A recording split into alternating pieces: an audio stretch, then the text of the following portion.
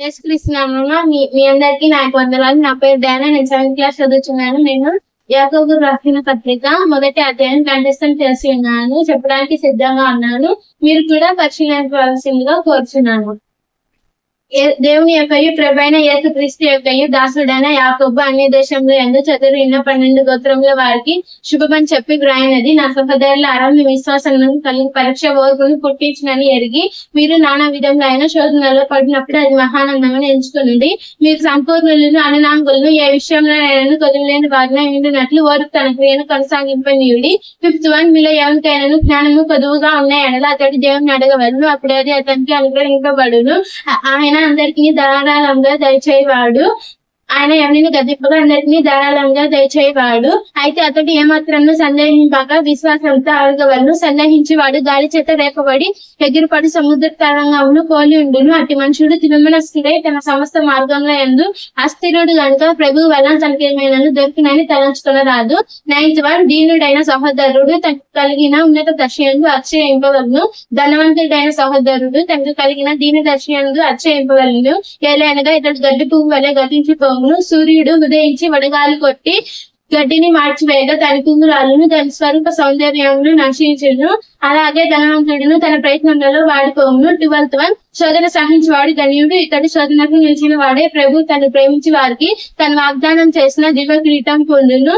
దేవుడు కీడి విషయమై శోధింపబడనేరడు. ఆయన ఎవరిని శోధింపడు కనుక ఎవడైనా శోధింపబడినప్పుడు నేను దేవుని చేత శోధింపబడుచున్నానని అనకూడదు.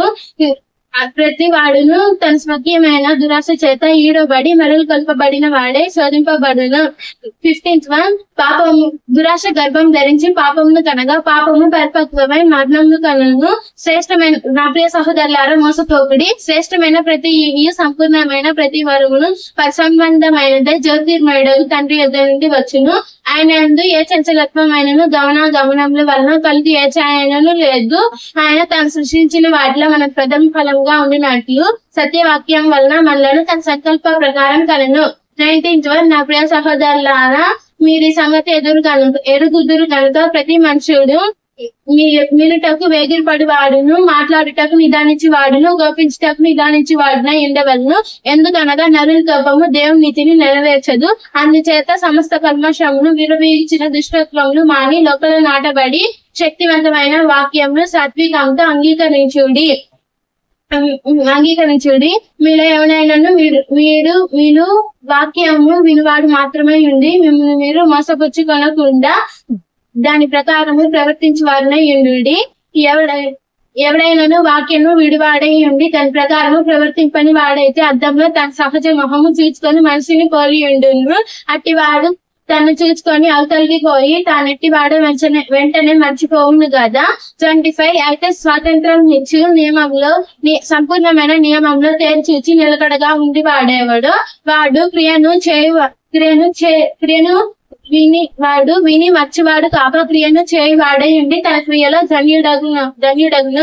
26, ఎవడైనాను నోటికి కళ్ళం పెట్టుకొనక తన హృదయంను మోసపరుచుకొనొచ్చు భక్తి గల వాడనని అనుకుని ఎడల అటు భక్తి వ్యర్థమే.